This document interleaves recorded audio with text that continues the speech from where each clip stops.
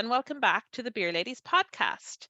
I'm Katie, but before we go to our episode, just a reminder that we are also on YouTube for if anyone prefers to watch us. We're also wherever you get your podcasts, if you want to listen to us on the go. We're also on Twitter, we're on Instagram, Facebook, Mastodon. We're at Beer Ladies Pod almost everywhere. I think it's Facebook, we're at Beer Ladies Podcast. And if you like what you're hearing, please like, subscribe, and share your podcasts. Share this with everyone that you know so that we can get lots and lots of listeners. We also have merch, which is in our Linktree, which you can find from our Twitter posts or anywhere really. So hello and welcome. And today I am joined by Thandi and Lisa. Hello. How are you today, ladies? Oh man, it's been a minute. We're all well enough, aren't we? We're well enough. Yeah. Right. Well enough. We enough. have drinks, Katie, so like that's always good. Yeah. Well, tell me, what are you drinking? I'm going to start with Thandi. It's top of my screen. So what are you drinking, Thandi? Well, I have got a Black IPA. It is a homebrewed Black IPA, but it's not my homebrewed Black IPA. It is from a brewer, part of the scene here in Dublin called Marty. Shout out Marty. I know he listens to the pod every now and then. And I've got his Black IPA, which he entered into our nationals that we held recently, which we'll talk a little bit more about. And I'm just going to quickly double check. Oh, look, he placed first place with this Black IPA. Gold medal winner. So lucky me, I actually got a bottle before Nationals was even happening, and I promised him that I was going to do a BJCP review of it. I didn't, so here we are. We're just going to drink it on the podcast and give him some shout outs instead. Sorry, Marty, and thank you, Marty.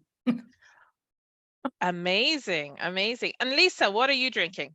I was going to try to be, on the same theme and have a Black IPA because I've had the recent really nice one from Whiplash sort of sitting in my fridge for the past 2 weeks, but they magically disappeared. So, oops, seem to have consumed those. So instead, I have something very appropriate for recording a podcast. I have Lineman's Group Therapy Session IPA. So it's, for those just listening, it's this lovely, lovely can. It's got all these little sort of colorful polka dots on it.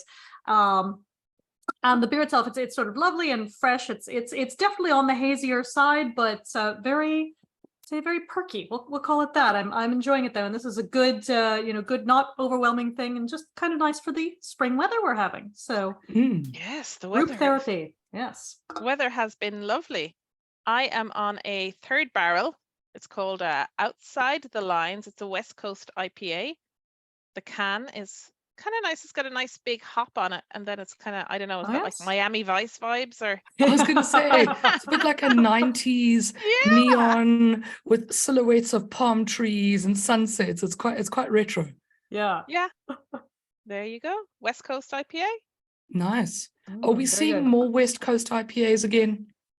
I feel we have been lately, and maybe that means that hopefully they're creeping back. And I know we mentioned on our travel episode recently, we've been seeing more of them elsewhere. So I think maybe they're finally coming back here as well. Not mad.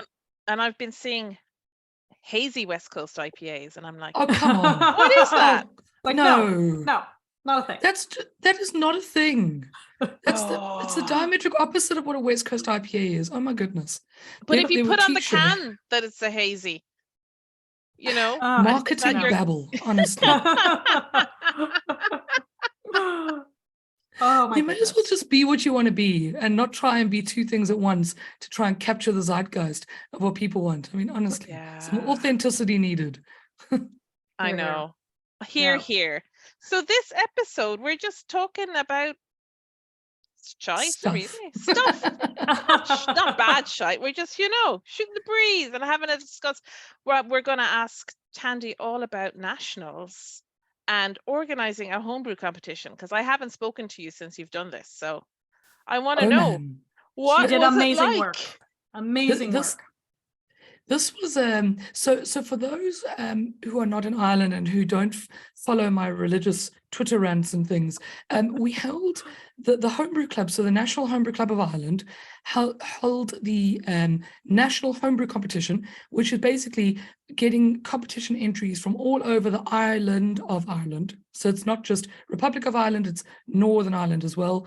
And basically it's a competition where people submit their beers, they get categorized into different styles and tables, and we organize judges and we organize stewards on the day. And it's a very big event, or at least it's a lot to organize, but it's a one-day event where a bunch of judges come in, judge all of the different beers based on the categories. And our Lisa here was a judge, so we'll get to a judge's perspective in a bit too. And then at the end of the day, really, what the brewers get is medals and prizes based on how they've placed. But more importantly, they get feedback. So typically from BJCP judges, sometimes there'd be other kinds of judges involved, like Cicerone judges. Our guest judge this year was Natalia Watson from the UK, and she is she's a Cicerone, and she's a Cicerone educator. So never done BJCP, but is, equally, if not more knowledgeable than all the BJCP judges. And that was lovely to have a bit of a balance of judges. So just for context, we had 219 entries, 206 or 7 of which were valid. So there are some ways that your entries could be disqualified, things like having distinguishing markings on your bottles or caps that are distinguishable, because it means that they often stand out, and all these different things. And so of the ones that were entered, what I found was so interesting this year is that for the first time probably in a while, it wasn't IPA led. So yeah, very, very, very, very cool. And I've said on this pod before, as well as to anybody that cares to listen, but I always think that the innovation and the trends for beer is coming from the homebrew scene as opposed to the commercial scene. So let me tell you what came first in our sort of number of homebrews. And it was fruit and spiced. So that would be any beer that's got some sort of fruit component or a spice component, including things like pepper and salt. So you could be talking about gozes here, but as long as it falls into that category, that was the biggest, I think. And then saisons, I think, might have been second biggest. But what we had here is, in fact, I've got them here. I've got the list: fruit and spiced, American porter and stout, then American IPA, specialty IPA, brown beer. So that was a surprisingly big category. I was pleased right to see that. I didn't judge that one, unfortunately. We'll get to that, but it was really good to see that many entrants. Yeah. So yeah. And now what's interesting is that all of these, what I'm giving is kind of the tables, so how we put many BJCP categories together because they made sense together. There was one category, and that was saison, where it was a one-to-one relationship between the table and the actual category of beer. So saison's got 9 entries, which doesn't sound like an enormous amount, but the curve of what people entered, across the spread of the 220 odd beers was really, really spread out. It was really interesting. The lowest entry that we got was in the Trappist ales, and even there are 3 or 4 different categories or different styles of beer under that, and we got 8 entries. So yeah, that's so cool. So very, very fun. We saw lots of sours, lots of pilsners, kulchers, light lagers, and lots of dark lagers, a whole table of just dark lagers. That is cool. We like our dark very cool. lagers. So And it's great to see that like IPAs weren't top of the list, and that there's a lot more diversity out there.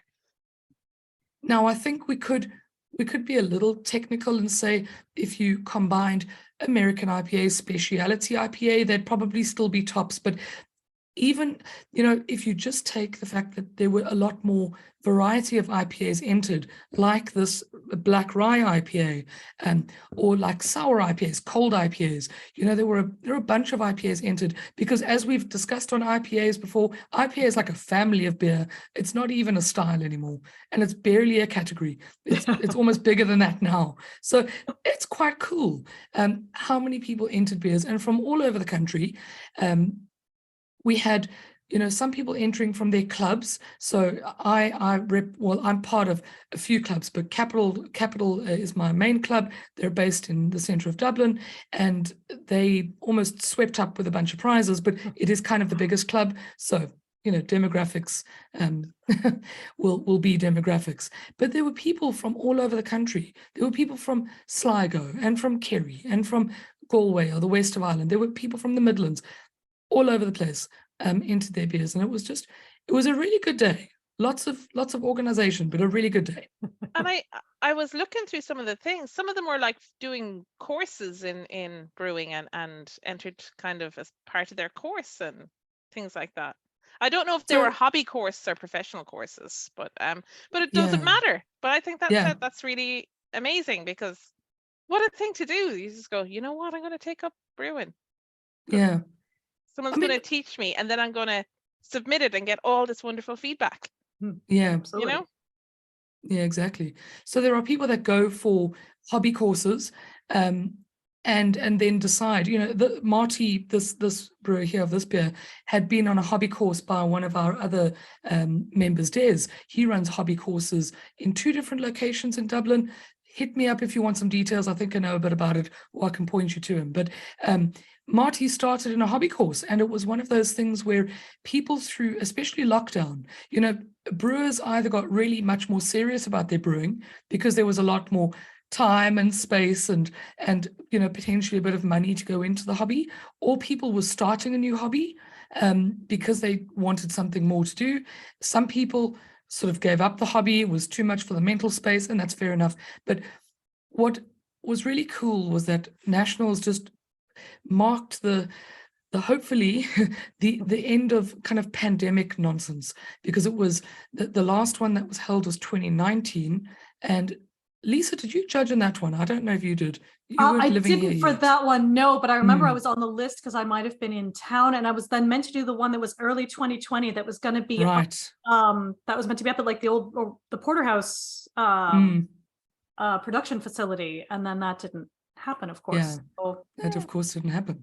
So it's the first one since 2019, which means that we had to get all the people who had organized this kind of event before to sort of help figure out what needs to be done and learn how to put a beer competition together, because that's a whole thing. It's a whole thing, and it needs a team of people.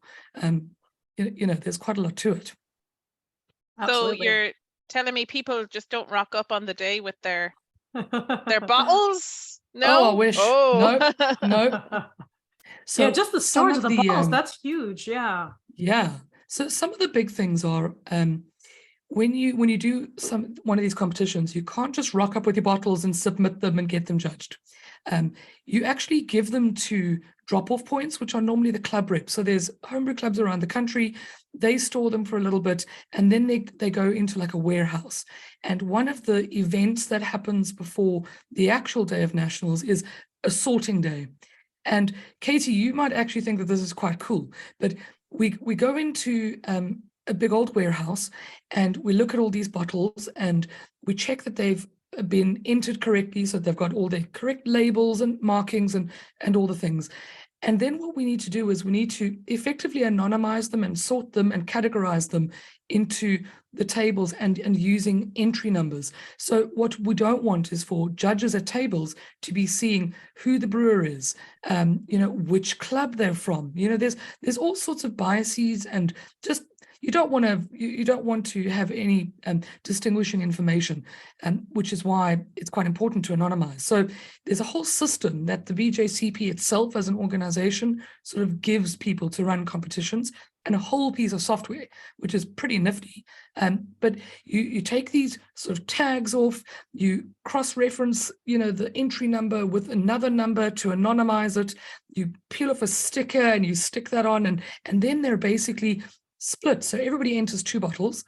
They're split into 2 different crates for the same table that they're going to be at, and we put them into the order that they're going to be tasted in. So there's sorting, as in categorizing the beers, anonymizing them, relabeling them, and then splitting them into the different crates.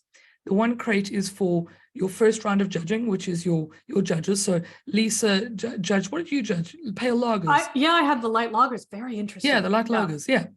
And so Lisa would have had an order of the day based on what we would have seen of the entry. So normally it'll go with lower to higher ABV.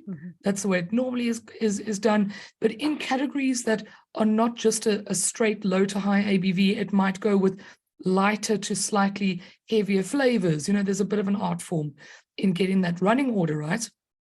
So we put all the bottles into the right slots so that we know the running order, and we know that one crate is for judging. The next crate goes for best of show. So there's effectively, after everyone's judged the beers, we know who's going to medal in first, second, third place in that category of beer, or that, that table. But what we need to also find is the best of show, which is the ultimate beer of the day. And then the ultimate brewer of the day is the person that's had the most points or the most medals throughout, their entries. So if you enter more beers, you've got a better chance of being brewer of the day. If you enter one beer, you could still win best of show. And best of show, we need a second set of bottles, because there's a whole second round of judging then that happens, where we're not now talking about, is this the best version of a black rye IPA? It's more like, okay, a balance of, is it really good for its style? Plus, is it really delicious and drinkable? Has it got some intangibles? Has it got some magic to it that we love? And, there's a best of show round. And Lisa was also part of that. So we can talk about judging in a sec. But Definitely. yeah, so then that happens about 2 weeks already before the event. And then those bottles need to be transported to the venue, stored cold, with the crates in the right order. And then there's a huge amount of work that goes into making sure that judges are called up and put towards tables, paired in the right way, assigning stewards. And the stewards are really the workforce of a competition, because they're running up and down between the cellar, and there's a cellar team who are making sure that the right beers are coming out at the right times.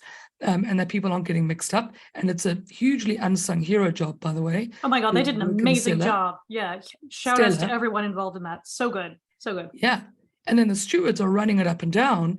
So running beers up and down to the judges, but also running score sheets between the judges and the capture, the data entry side. And friend of the pod, Chelsea, was helping with the data entry and capture side of the day, which was another yet fascinating part of how to run a competition, how these things get entered, and how to, again, avoid knowing who's who, and then your results are tallied, and there's all sorts of bits involved. But it's quite a big operation, and first time I've ever been involved, and I was exhausted for 3 weeks afterwards. So let's just But also shout out, you guys did an amazing job. And again, especially the stewards, because a lot of them, this is the first time they've shown up to do something. They come on the day, they don't know what's going to happen, but they just are very quickly kind of put through the paces, if you like, but did an amazing job. I mean, everyone who was helping out, just huge kudos to them. They did an amazing job. Nothing got broken, nothing, exploded on anyone, which can happen. That's a thing.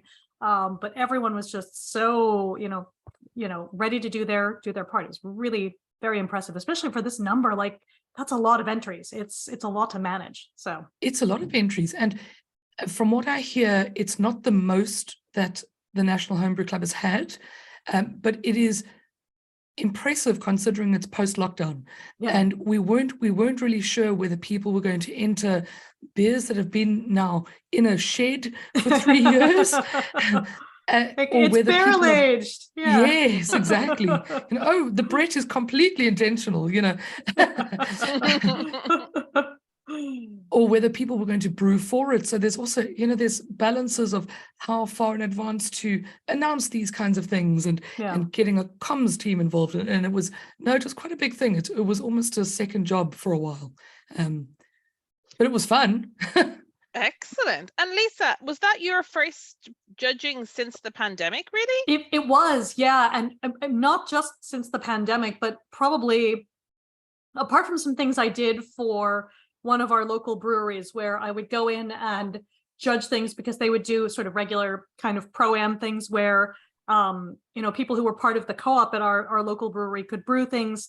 And then if they got through the competition, then they would be brewed, for everyone else to have. So I'd done a lot of those for the past couple of years, but I had not done an official BJCP sanctioned event for probably 10 years. It has been a very, very long time. And I know Rich, who did an amazing job, he sort of pulled me. So I was like, why has it been so long since you've judged? I'm like, life, children, the things. But yeah, totally fair. And we had a really good chat about that. But it was, again, just compared to some I've done, and again, this is not to denigrate some others I've done, but this was so incredibly well organized. So again, yay, Thandi and team.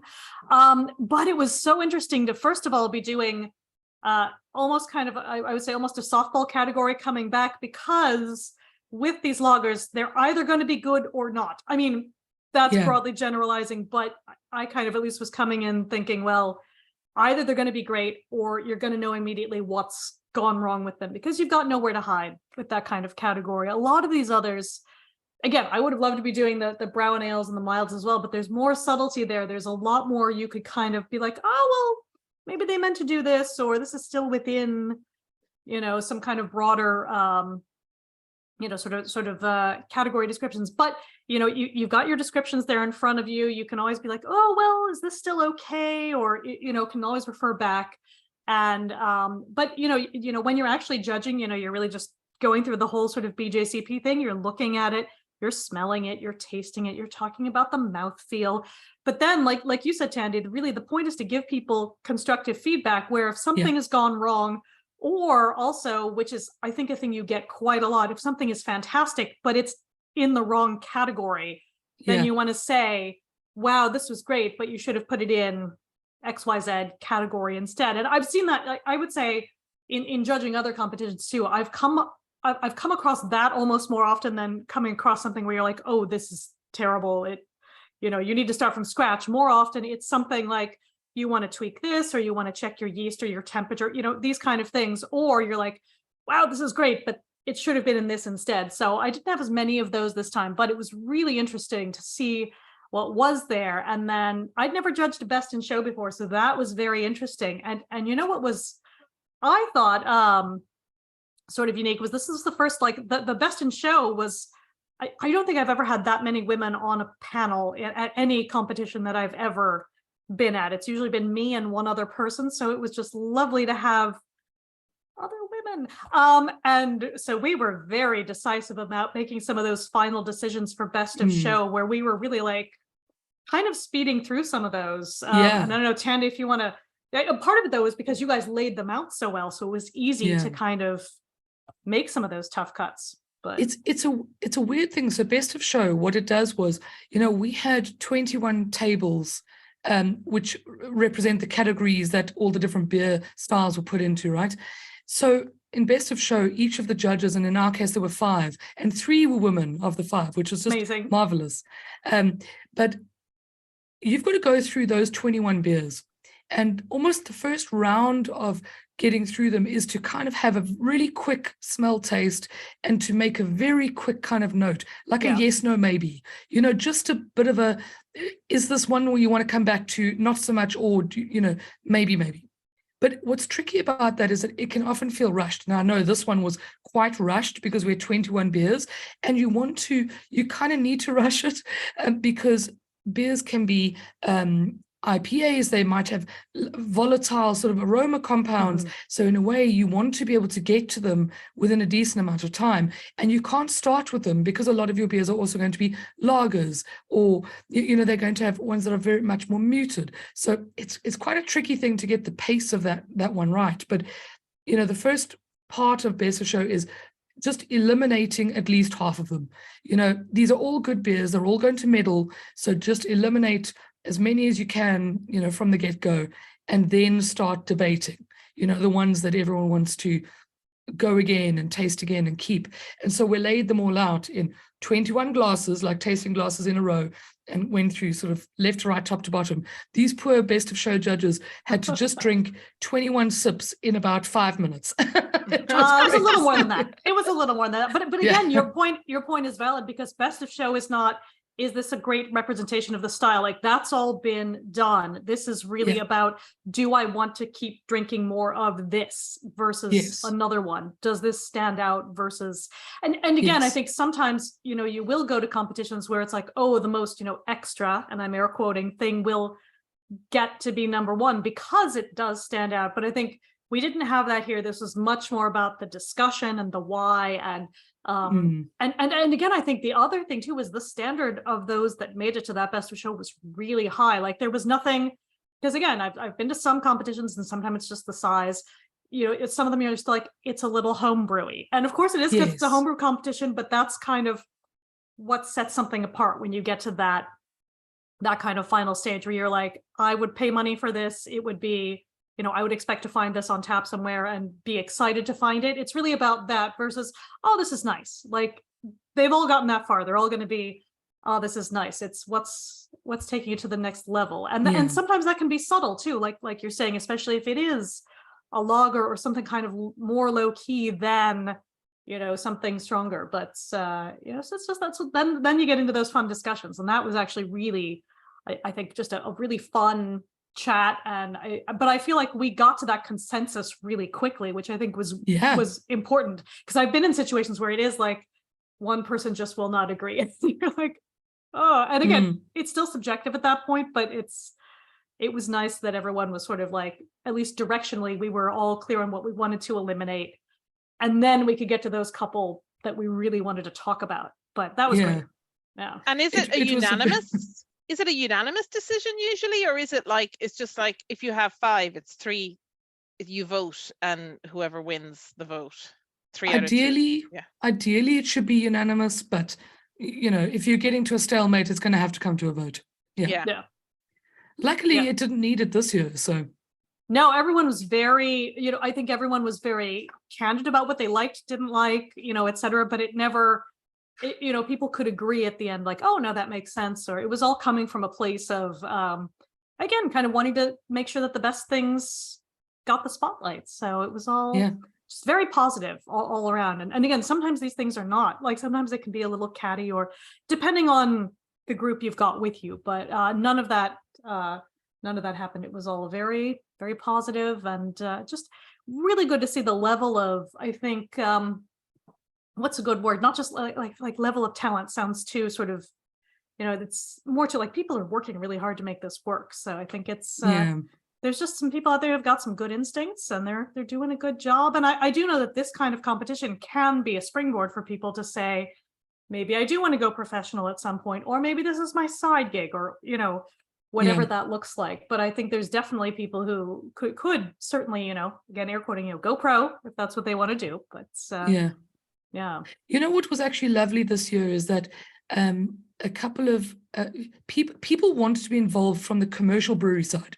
So, you know, we had a lot of brewers or breweries asking if we would be able to host it there, or if we needed space for it, which was amazing. Now, eventually we chose Brewdog Outpost in Dublin, and look, it was a lot of, you know, things affected the decision, but the space that we needed was a really big one. And it's a big space, and they're very used to catering to corporate events. And so, you know, we knew that it was going to be a very well, like, it's suitable for that kind of a venue, you know, that kind of an event. So that made a big difference. But it was lovely to see that people came in other ways, you know. So Wide Street came in as a bit of a surprise prize, if that makes sense. And they offered to commercially brew the winning Saison recipe with the brewer. Cool. You know, which is very cool, very, very cool. And we had Yards and Crafts, you know, the online beer store, giving swag bags to all of the to the judges and to the stewards and to even those of us who were doing sorting, you know, and they gave discounts to everybody. And it was just, you know, so people got involved in all different ways, and it was so cool, especially because we really didn't call out this year for help from, you know, a lot of the breweries. And I'd love it myself. I'd love to see more of that next year, you know, where a lot of these commercial breweries have come from being in the homebrew club, have come from, you know, coming to these nationals, winning or placing medals and tweaking their recipes and eventually finding the money and going pro. So it's it's a natural progression, and it's lovely to see the commercial support for it. It's fun. Yeah, and the ultimate prize too, like the going to Belgium, like all of these things, these are like not insignificant prizes. This was like really nice to see again that support. So indeed. So our winners this year are getting to go on a all expenses trip to Belgium, and they're going to go through sort of a brewery tour with Dean McGuinness, and he is, I mean, he's a lot of things to a lot of people. He does beer education courses for industry, which is really fun, but he also owns a wholesaler. So he is, the guy that's supplying stores with a lot of imported beers and things.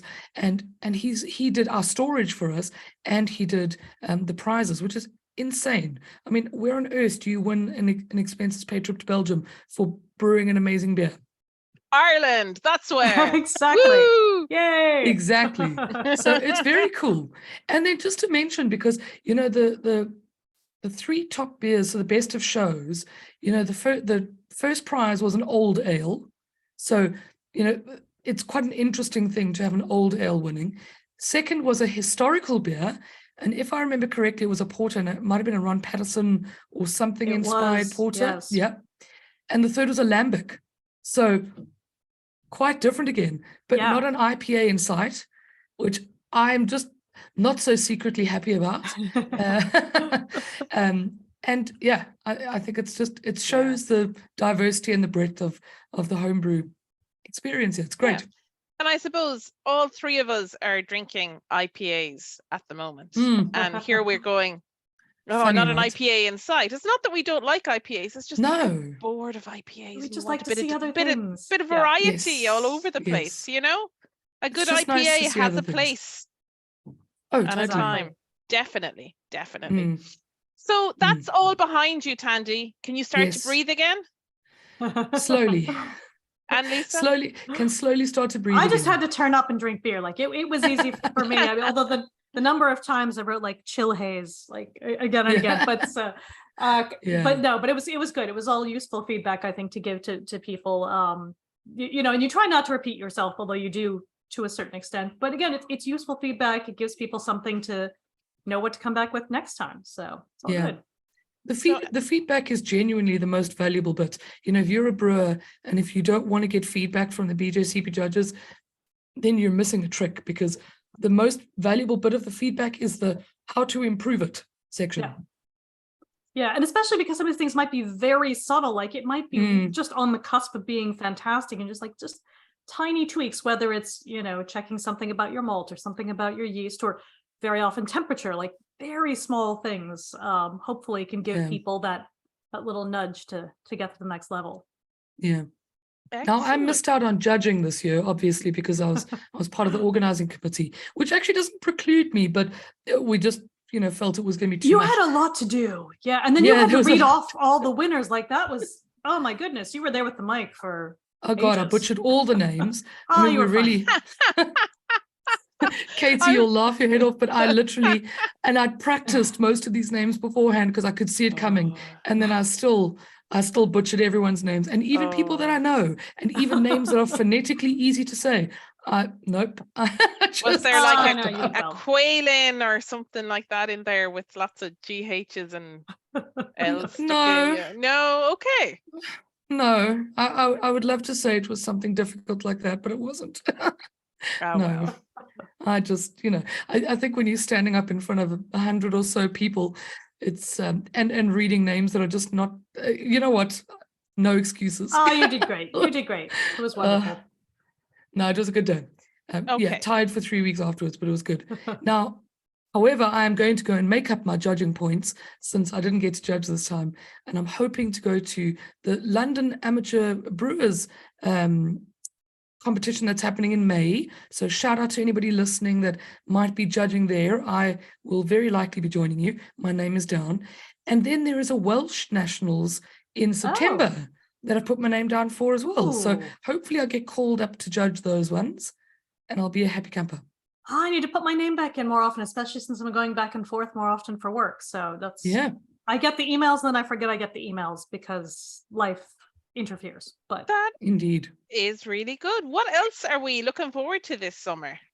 apart from Thandi. There's so Judging. much happening. Yeah. Oh my goodness. Yeah. So go ahead, Katie. I'm Apart going from to just Eurovision. start. I'm just going to start. Thandi, we told loads of people you're going to the Wild Beer Fest. Oh my God, guys, I'm so embarrassed. I'm so embarrassed. So for those in the know, Wild Beer Fest is happening this weekend in Mullingar, and we raved about it last year, and I was looking really forward to going this year, but my job was made redundant.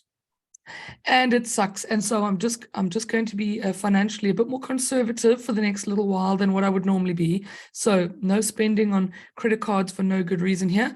I'm going to stay at home and be a responsible adult. And so I won't come to the Mullingar. And I'm dreadfully sad about it. I really am. You'll be there in spirit, though. There we go. I will be there in spirit. And I almost wish that there were like crowlers or growlers to bring back, because I just want to taste all the delicious wild things. And Katie, I'm very proud of you that you're going, by the way. This is I'm not going. Oh, you're not? Oh, I thought you were. Okay. No, like it's really not my wheelhouse, you know? Is that the right word? Yeah, we just had people it's not your asking and thing. saying, well, of course, Thandi will be there. And we're like, oh, well, sure. Yeah. Of course Tandy's going. No, I'm not going, but That- Thandi will be there. She's going to that be is flying the literally- Beer Ladies flag. Literally, the most natural thing would be for me to be there. And I've told a million people that I will be there. I unfortunately have had to change my plans. So yeah. Okay, well, look, if anybody is there and there are growlers or crowlers, bring some back for Thandi. Exactly. Please. Or tell me which beers were your favorites, because I will find them. I will contact the breweries directly to get them. I really will. So tell me your favorites, please, everyone.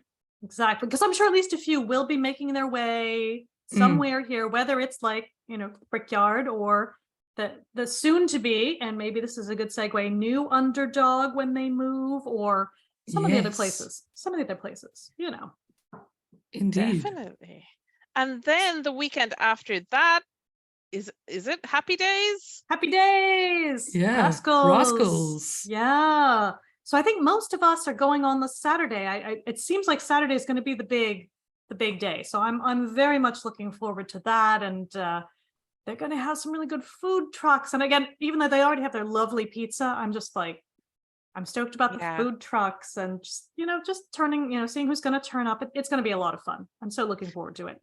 Yeah. And also Rascals put out a post that they're actually showing the Eurovision. I know. I swear it's because we spoke about it. I think definitely. Always Joe, if you're manifesting listening, it. thank you.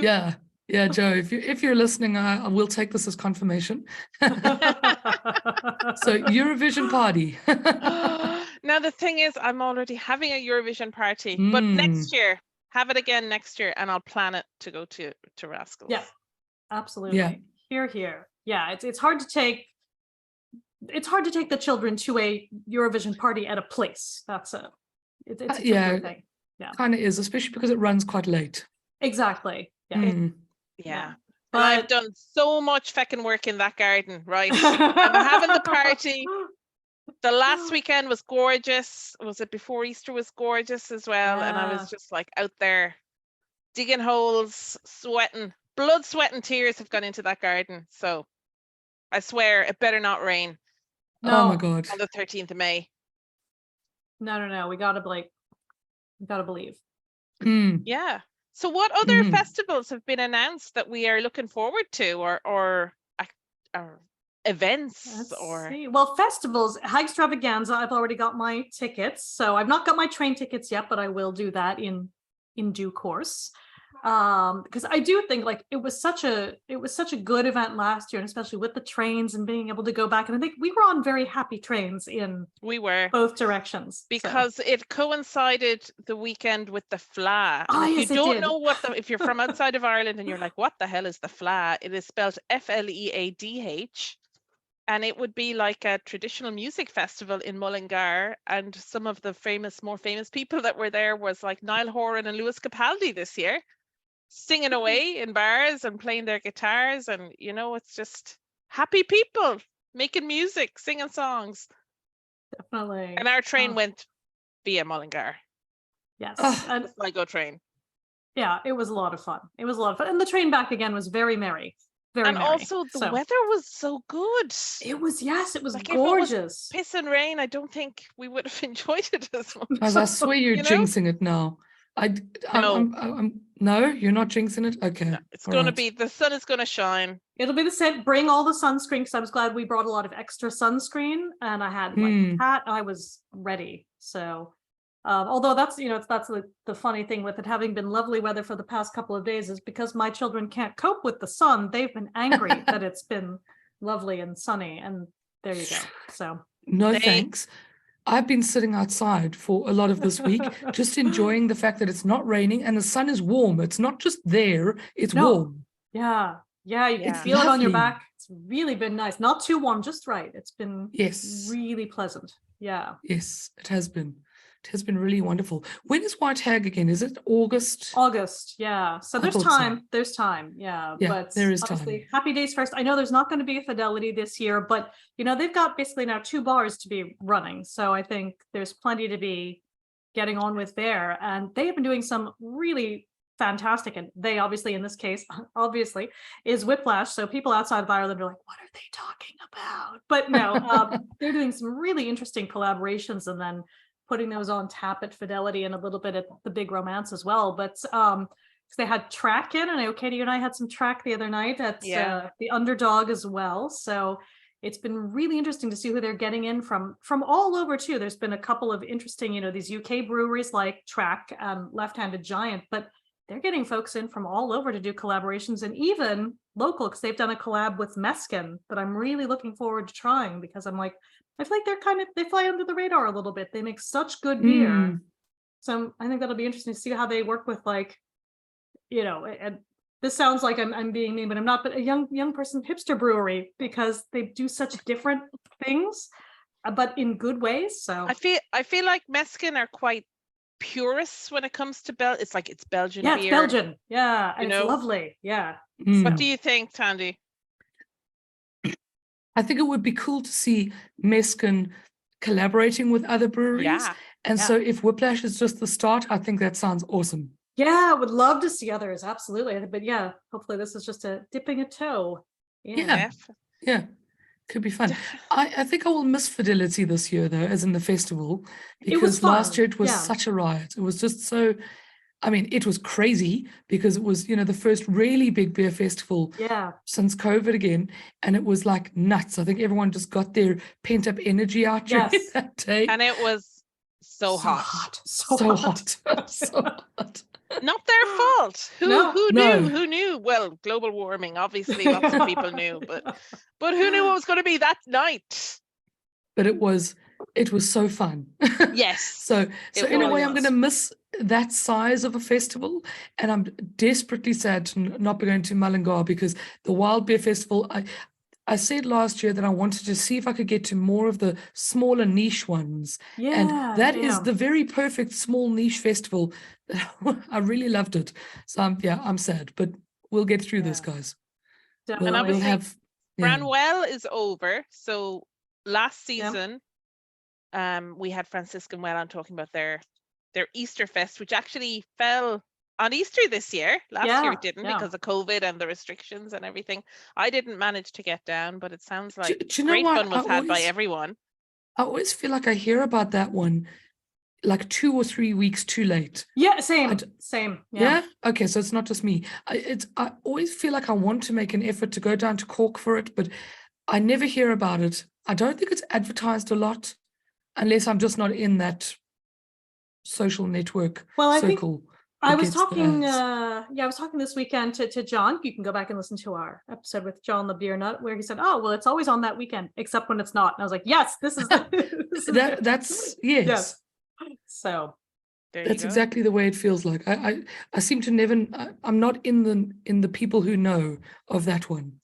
Yeah, and we call last year they had the issue with there were no hotel rooms, because there were no hotel rooms. So unless you'd booked ahead, you couldn't get in, and some of the brewers couldn't get in. And I would love to go sometime. And I know in the previous they've had that Cask Festival there as well, and we'll come back to Cask in a minute. But I guess our plea is like, let us know. Let's do some advanced planning. So I genuinely want to hear about things like 3-4 months in advance, if not longer. This is why With I'm so constant glad reminders, please. exactly Hagstravaganza, and how they were so clear about here's the train to get, here's the other train to get, here's how you can, get back. I'm like, thank you, yes, because obviously you don't want to be driving back, and I don't have a car anyway, and all these things. It's just great to know that this has been thought of, and here's how you can get around, and you'll be grand. So yeah, indeed. And another thing we're looking forward to is, well, we're not looking forward to the closing of Underdog, but it will be temporary. But the rebirth. The final, is it the final resting place of Underdog for all eternity? I wouldn't bet money on it. Oh. We'll see. I'm so excited though. Yeah. So Underdog is moving from the forecourts almost to where? To Capel Street. So the top of Capel Street where Taco Libre used to be. Yes, briefly. Yes. Very briefly. Yeah, and before that was the other Galway Bay, Paddle and Peel. But yeah, I think, and they've said, I didn't think they've been very candid about, they've always had a little bit of trouble figuring out how to make that space work for them because it's so close to the Black Sheep. Like, do they need two pubs, basically 3 blocks away from each other? So, which is a fair question. But but I'm so excited. And again, there's going to be beer engines. There will be cask back at the Underdog. But it's funny because suddenly now there's cask other places. Now there's also cask at the Weatherspoons. We'll put that to one side that for a bit. Yeah. As a note. But we've got cask back now starting every Thursday, I think, at the Black Sheep. So they've had 2 or 3 different things on now. They've got the Althea on at the moment, and thank goodness they're kind of exactly what you're saying, Thandi. They're letting people know they're doing it. So do check out their socials. It's great.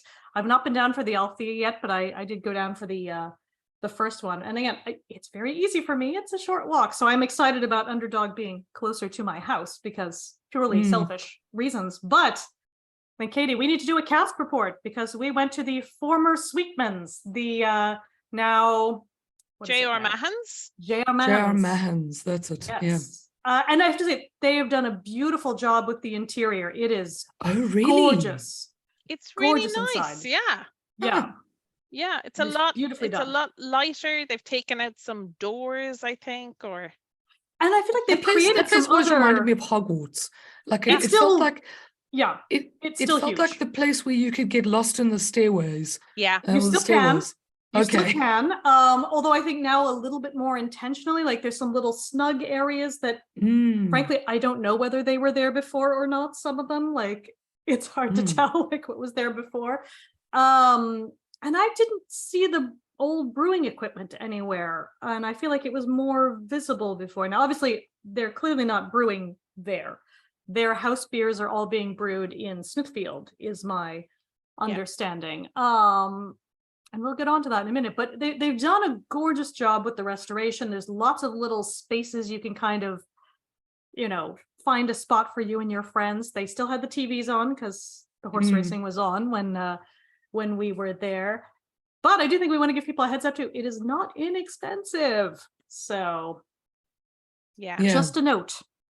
But 2 beer engines on different floors. Cool. So you don't have to trek back downstairs if you're already somewhere else. So that was very exciting. But again, I think we want to give people the heads up. Your pint of cask will be €7.30. That is not nothing. Yeah. Now, that said, I think it's still better than getting your pint of probably not great Guinness in Temple Bar.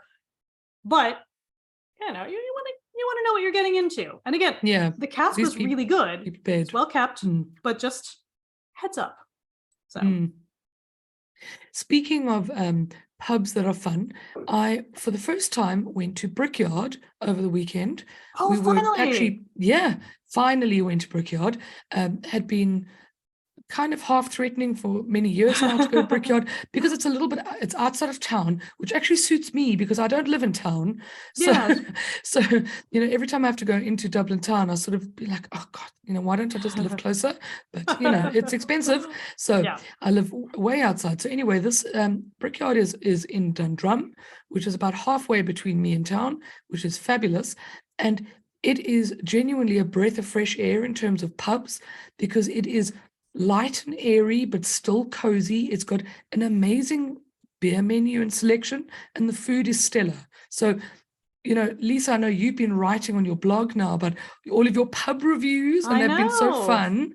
So if you want a bit of a weirder pub review of a new one, go to Brickyard. I'll meet you there. And I could take Lewis all the way down. Exactly. It's just on Lewis. They've just had that big renovation as well. So it looks fabulous, and it just feels lovely in there. And there's screens for people who want to do sport, but there's also lovely sort of little nooks and crannies, almost like, more private areas. And actually, one thing that is a weird thing, but it really appealed to me, was that a part of the back part of the bar has got almost like a bar counter. So you feel as if you're sitting at a bar counter, even though you're not at the actual bar counter. Oh, interesting. Okay. But I just like that, because it's nice to sit on a high seat and feel as if you're at the bar. I don't know. I like it. It sounds fun. And it is fun. High stools are always good. And you can let me know. It is not on my way. I am outside of town a lot as well. But it's not on my way. I have to go all the way to town and out. It's nowhere near me. Yeah. But if we planning ahead, and also we should point out that they are also the good people who do Yards and Crafts, and Yards and Crafts is amazing. I mean, you can place your order and it can appear the next day. And they do such a good job of championing local beer but also getting interesting other stuff. Yeah. And I think you're getting some stuff sometimes that not other people have, because it could be hard to find, like, say, some German stuff, or which shouldn't be, but sometimes is. So it's just really nice to get that both that local support, but also getting some things, whether it's from the UK or from Germany or Belgium, just to see some other stuff. I am going to have to check them out to try and get my Eurovision beers in. Yes, that's a good shout. They might have the best selection, and they might have a really good selection of different countries, because last I checked on Yards and Crafts, they had things that other online stores didn't have, and I quite like that. I like it when the online stores are playing in slightly different spaces. It's nice to have people who do different things well. Especially if we might need to get in preview for people in a couple of weeks, if you might need to get a beer from Finland or Austria. Just saying, just gonna put those out there, or Sweden, just putting those out there. So do you know, I still haven't listened to any of the Eurovision songs yet. I actually might at this point. It's now been so long. At least it's been so long. It's because I normally at this time of year I'm obsessed. I'm consumed. You started the list. I'm listening. Yeah. I'm listening to everything. I'm watching all the YouTubers, analyzing all the things. I might try it this year, like my son likes to, which is watch them and listen to them for the first time only on the night. Ooh. Maybe. Controversial. We'll see. It won't help for our episode though, so I'll have to do. I'll have to just be slightly unfamiliar. No, that's fine. We're doing the heavy lifting for you. Don't worry. We've got opinions all lined up. Not yet. I have opinions. They're coming. Excellent. We have definite opinions. Yes. Okay. Well, since I'm on redundancy, I'm going to, in between interviews and chasing people up for a new job, I think I'll just have to listen to Eurovision. Definitely. Do it. And if nothing else, you can watch the film, because I love that Will Ferrell just basically made a holiday film that we can watch every year and just have feelings about. I think I watch that film every 4 months. Genuinely. It's so good. I love it. It's such a good film to watch. It's so good. With any group of people that you're you're at someone's house, really let's put on Eurovision, and they were like, oh yeah. It's just and so my lovely. God, yeah. Was it Andre Lempoff? Dan Stevens? So. Yeah. Like a lie. Oh my God. That's so good. Sorry. Why did that not ever enter Eurovision? Whoever wrote that song. Anyway, on that note, I think we've got a whole episode there. We've got an episode, yes. Eurovision is coming. Eurovision is coming. So yeah. Always fun to just shoot the breeze with you, friends. Absolutely. And again, I think shout out to everyone involved in the Nationals. Like, it was such a Herculean effort and amazing, amazing job by everyone. And of course, your good self. So Listen, it's only made good by the judges, the stewards, and the people who actually enter the beer. So thank you to everybody listening at home who entered beer, stewarded, judged on the day, or just was interested and tweeted stuff. It was great. Yeah, well done. Brilliant, brilliant. So on that note, we're all going to say goodbye. Bye. And I will say that you can catch us we will be posting on Twitter, on Instagram, on Facebook, on Mastodon. We're also on YouTube, and you can buy merch designed by Thandi herself. Hey. Yeah. And the link tree to our website, it's Beerladies Pod, is it? Our podcast, our website pod. Oh, you can Google it. Beerladiespodcast.com. Beerladiespodcast.com. There, you heard Easy it. peasy. There you go. So thank you very much for listening. Please like, please share, tell a friend, subscribe. And if you have a chance to rate us, if whatever way you're listening has a chance to rate it, give us stars or give us a like, we would really appreciate that. And we'll see you next week. Thank you.